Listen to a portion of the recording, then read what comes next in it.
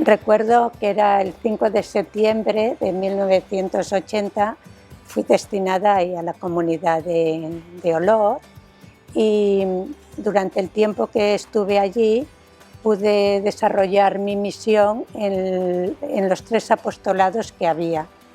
En primer lugar estuve en la clínica y en la residencia y por último pasé a la guardería.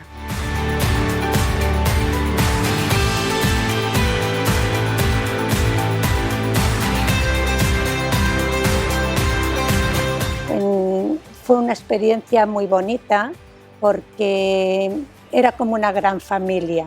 El edificio Santa María del Tura se inauguró el 8 de junio de 1969 y abarcaba 3 formas de apostolado.